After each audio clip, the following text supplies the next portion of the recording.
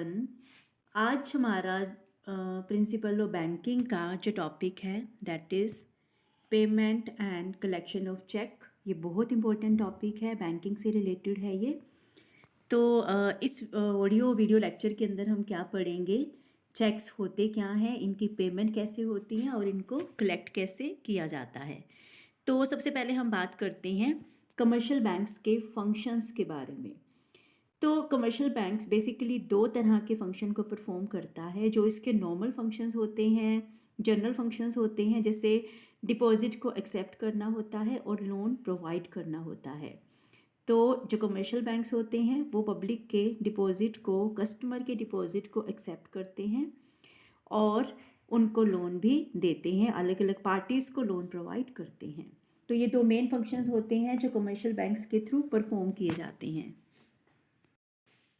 तो कस्टमर अगर अपना पैसा डिपॉजिट करवाना चाहते हैं, जो उनके पास सरप्लस मनी होती हैं, तो वो बैंक में डिपॉजिट करवा सकते हैं।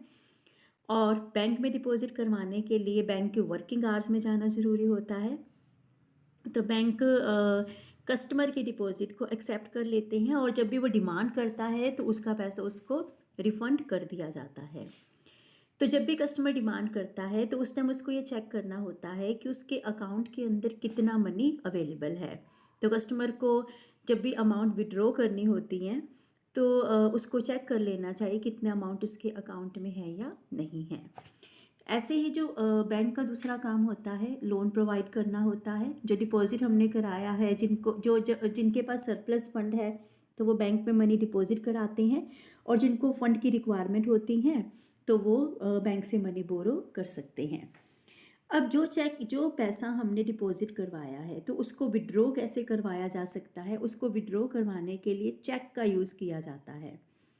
तो जो बैंकर होते हैं, बैंकर के ऊपर कस्टमर चेक को ड्रॉ करता है और बैंकर चेक की अमाउंट को पे करते हैं। तो इस केस में हम बैंकर को पेमेंट बैंकर बोलते हैं। वो पेमेंट बैंकर होते हैं जो अमाउंट को पे करते हैं। तो चेक का रोल बहुत इम्पोर्टेंट होता है। जब एक बैंकर पेमेंट कर रहा होता है तो कुछ प्रिकॉशंस होती हैं जो पेइंग बैंकर के थ्रू उनको फॉलो करना रिक्वायर्ड होता है। बहुत केयरफुली चेक की पेमेंट की जाती हैं। चेक बेसिकली एक फॉर्म होता है, एक फॉर्मेट में होता है जिसको फिल करके एक पर्सन अपने अकाउंट में से मनी को विड्रॉ कर सकता है। तो कौन कौन सी ऐसी प्रिकॉशंस हैं जब पेई बैंकर पेमेंट करते टाइम करता है। सबसे पहला तो है प्रॉपर फॉर्म में होना ज़रूरी है कि जो भी चेक होगा, जो चेक फिल किया जा रहा है वो प्रॉपर फॉर्म में होना ज़रूरी है। तो बैंकर को चेक कर लेना चाहिए कि जो चेक है वो एक वैलिड चेक है या नहीं है। चेक रिटन फॉर्म में होता है, जो बैंक का एक प्रॉपर फॉर्म है उसी में होता है, और ये अनकंडीशनल होता है। अगर एक शर्त कंडीशन के साथ लिखा गया है तो इसको चेक नहीं माना जाएगा और इसकी पेमेंट नहीं की जाएगी। तो एक प्रॉपर फॉर्म में होना चेक का ज़रूरी होता है। इसके बाद सेकंड आता है फिजिकल स्टडी।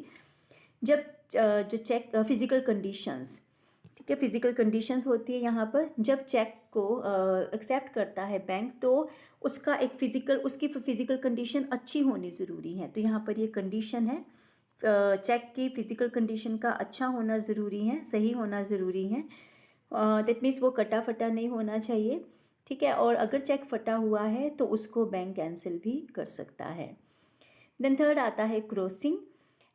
जो पेई बैंकर है तो उसकी उसकी ये भी रिस्पॉन्सिबिलिटी बनती है, उसको ये ऑब्लिगेशन बनता है कि वो चेक करे कि जो चेक है वो ओपन चेक है या क्रॉस चेक है। अगर तो चेक क्रॉस चेक है तो उस केस में पेमेंट काउंटर पर नहीं होती हैं, ये होल्डर के अकाउंट में जाती हैं। जिसके फेवर में पेमेंट होनी है तो उसके अकाउंट में जाती हैं। और जब चेक क्रोस्ड होता है तो उसको ये भी देख लेना चाहिए कि चेक नॉर्मल वे से क्रोस्ड है या स्पेसिफिक फॉर्म में वो क्रोस्ड है। Then office of drawing. इसके बाद आता है कि बैंकर को चेक करना चाहिए कि कस्टमर ने जो चेक दिया है वो उस चेक की ब्रांच में, जो चेक इसी ब्रांच में होना है या किसी और ब्रांच में पेमेंट के लिए दिया गया है। यदि एक कस्टमर, अगर उसका अकाउंट वहाँ नहीं है, जहाँ उसका अकाउंट नहीं है, अगर वहाँ पर चेक को प्रेजेंट करने के लिए वो पेमेंट करने के लिए प्रेजेंट करता है तो बैंकर चेक की पेमेंट नहीं कर सकता है। इसके बाद आता है date of the cheque. Banker की ये भी ड्यूटी होती है कि वो चेक पर लिखी हुई डेट को भी प्रॉपर वे से चेक करे। चेक के ऊपर पेमेंट की डेट होनी चाहिए। पेमेंट सिर्फ उस दिन या उस डेट से 6 मंथ तक ही किया जा सकता है। चेक के ऊपर डे, मंथ और ईयर मेंशन होना ज़रूरी है। अगर चेक के ऊपर आधी अधूरी इन्फॉर्मेशन होती है, जैसे अगर डेट लिखी है कि 18 नवंबर लिखा है लेकिन ईयर नहीं लिखा है, तो उस केस में चेक को ऑनर्ड नहीं किया जा सकता, चेक फिर डिसऑनर्ड हो जाता है। टाइम ऑफ प्रेजेंटेशन, तो जो भी चेक अगर हमें प्रेजेंट करना है तो वो बैंक के जो उनके टाइम है, जो उनके वर्किंग आवर्स हैं, उसी दौरान हमें उस चेक को प्रेजेंट करना होगा। देन अमाउंट, चेक पर जो भी अमाउंट है वो दोनों लैंग्वेज में लिखनी ज़रूरी होती, दोनों फॉर्म में लिखनी ज़रूरी होती है, इन वर्ड्स भी लिखनी ज़रूरी होती है और इन फिगर्स लिखना भी वो ज़रूरी होता है। मटीरियल ऑल्टरेशन, बैंकर को पेमेंट करने से पहले चेक कर लेना चाहिए कहीं चेक के अंदर कोई मेटलिस्टिक ऑल्टरेशन तो नहीं किया गया है। तो दैट मीन्स क्या कि अगर इस तरह का कोई ऑल्टरेशन हुआ है तो बैंक चेक लिखने वाले से इस बात की पूरी इन्फॉर्मेशन लेगा और उसके सिग्नेचर को भी वो प्रॉपरली चेक करेगा। Signature of the drawer, banker की ऑब्लिगेशन ये बनता है कि वो चेक की पेमेंट करने से पहले जिसने चेक को काटा है तो उसके साइन को वो वेरीफाई करे। एंडोर्समेंट, पे बैंकर को ये भी देखना चाहिए कि चेक की जो एंडोर्समेंट है वो चेक के पहले पेमेंट से पहले तो नहीं है। अगर पेमेंट से पहले उस चेक को एंडोर्स किया गया है तो अकॉर्डिंगली बैंकर को फर्दर बिहेव करना होगा। देन नेक्स्ट आता है, इसके बाद आता है situation when banker can refuse to make payment. ऐसी कौन कौन सी सिचुएशंस होती हैं जब जो बैंकर है वो पेमेंट करने से मना भी कर सकता है। तो ऐसी कौन सी सिचुएशन है, तो इसमें सबसे पहले आता है when the customer has counter mandated payment. अगर कस्टमर के अकाउंट में इतनी पेमेंट ही नहीं है जिसको वो पे कर सके तो उस केस में बैंकर पेमेंट नहीं करेगा। देन सेकंड आता है, अगर अकाउंट में पेमेंट नहीं है तो उस केस में बैंक पेमेंट नहीं कर सकता है।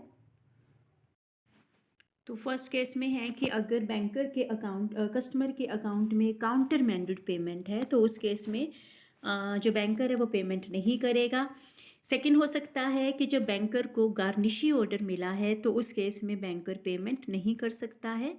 इसके बाद जो कंडीशंस होती हैं कि जब बैंक का पेमेंट नहीं करेगा, दैट इज़ जब कस्टमर की डेथ हो चुकी है, जब कस्टमर इंसॉल्वेंट हो चुका है या इनसेन है, तो उस केस में भी जो बैंक है वो पेमेंट नहीं कर सकता है।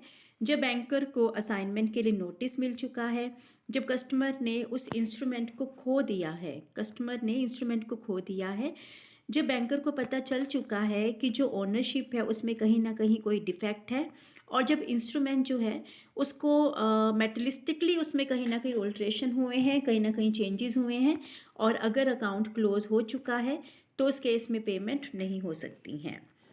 इसके बाद नेक्स्ट जो आता है पेमेंट ऑफ चेक, चेक की जो पेमेंट है। तो चेक की पेमेंट के लिए सबसे पहले तो हमें चेक का मतलब पता होना ज़रूरी है। बेसिकली जो चेक होता है ये एक तरह का बिल्स ऑफ एक्सचेंज है जिसके अंदर एक पार्टी ऑर्डर करती है बैंक को कि उसके अकाउंट में से मनी ट्रांसफ़र कर दी जाए किसी और पार्टी को। तो ये नेगोशिएबल इंस्ट्रूमेंट होता है, जो नेगोशिएबल इंस्ट्रूमेंट एक्ट के अंदर कवर होता है 1881। इसमें 3 पार्टीज़ होती हैं जो इस ट्रांजेक्शन्स के अंदर इन्वॉल्व होती हैं। ड्रॉअर, ये वो पर्सन होता है जो चेक को लिखता है। ड्रॉई बैंक होता है जिसके ऊपर चेक लिखा जाता है, जिसको फंड को ट्रांसफ़र करना है। एंड पे वो पर्सन होता है जिसके नाम से चेक लिखा गया है, जिसको चेक इशू किया गया है। चेक किसी भी सेविंग अकाउंट के अगेंस्ट इशू किया जा सकता है, ये किसी करंट अकाउंट के अगेंस्ट इशू किया जा सकता है। तो चेक को इस तरह से इशू किया जा सकता है। चेक एक बिल ऑफ एक्सचेंज होता है, drawn on a specified banker and not expressed to be payable otherwise than on demand। Demand के अलावा वो किसी और को पेएबल नहीं होता। तो इस तरह से पेमेंट ऑफ चेक होती हैं। इसके बाद आता है features of a cheque. Cheque की क्या क्या फीचर हो सकती हैं। सबसे पहला है इंस्ट्रूमेंट इन राइटिंग।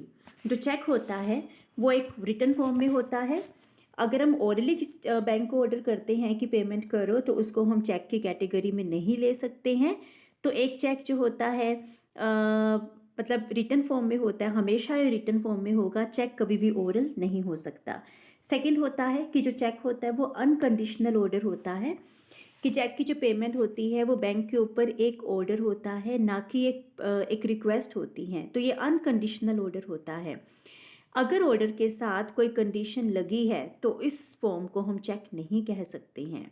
तो ये ज़रूरी नहीं है कि जो वर्ड ऑर्डर है या उसके जैसा ही कोई वर्ड इसके लिए यूज़ किया जाए, लेकिन एक ऑर्डर जो होता है, बैंक को जो ऑर्डर हम कर रहे हैं वो पे करने के लिए कर रहे हैं, और ये ऑर्डर अनकंडीशनल होता है।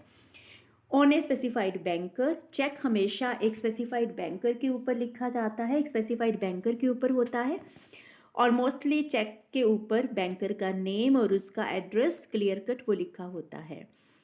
चेक में बैंक का पूरा नाम होता है, जैसे ये एब्रीविएशन में नहीं होगा, जैसे अगर पीएनबी है तो पीएनबी की बजाय पंजाब नेशनल बैंक लिखा होता है, ये होना ज़रूरी भी है।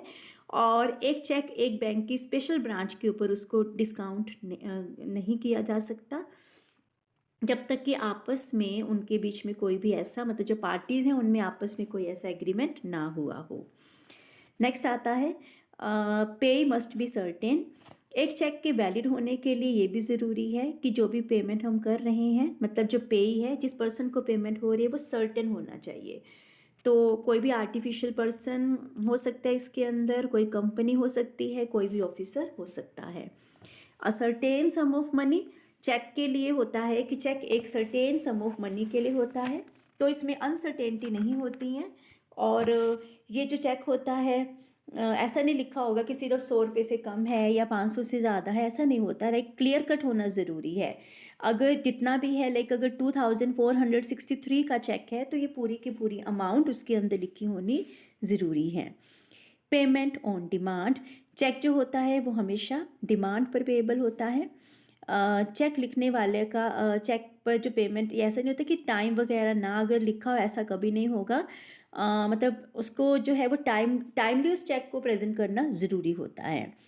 Signed by the drawer, cheque के ऊपर ड्रॉअर के साइन होने ज़रूरी होते हैं। ड्रॉअर के ऊपर साइन होने बहुत ज़्यादा ज़रूरी होते हैं। अगर एक पर्सन इलिटरेट है तो उसके साइन की जगह पर उसके थंब के इम्प्रेशन होना ज़रूरी होता है। Date of the cheque, bank के ऊपर चेक की डेट लिखी जाती है, क्योंकि जो बैंकर होगा उस डेट पर या उसके बाद उसकी पेमेंट करेगा। अगर एक चेक पोस्ट डेटेड है या एंटी डेटेड हो चुका है तो उस केस में पेमेंट नहीं होती है। अमाउंट, चेक की अमाउंट क्लियरली मेंशन करनी ज़रूरी होती है, वर्ड्स में भी और जो फिगर्स हैं दोनों में लिखनी ज़रूरी होती हैं।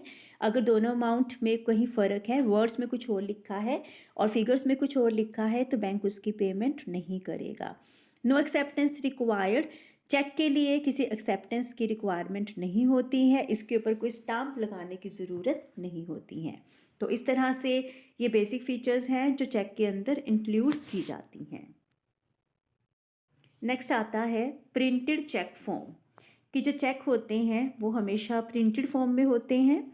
Once completed, the form had to be authorized by the cashier before being taken to a teller for payment. These forms were printed on check paper to help prevent fraud, and checks today are still printed on special paper for this purpose. अगर हम आज की date की बात करें तो check क्या होते हैं, इनमें कहीं पर भी किसी भी तरह का फ्रॉड ना हो तो ये प्रिंटेड फॉर्म में होते हैं। तो इस तरह से चेक हमेशा एक प्रिंटेड फॉर्म में होते हैं। अगर चेक प्रिंटिंग फॉर्म में नहीं होंगे तो वहाँ पर कोई ना कोई दिक्कत आने के चांसेस होते हैं। तो चेक का एक प्रिंटेड फॉर्म में होना ज़रूरी है। तो this was all about cheque, cheque क्या होते हैं और इनकी पेमेंट कैसे होती हैं। तो ये टॉपिक हमने इस ऑडियो वीडियो लेक्चर के अंदर कवर किया। आई होप आपको ये टॉपिक समझ में आया होगा। Thank you.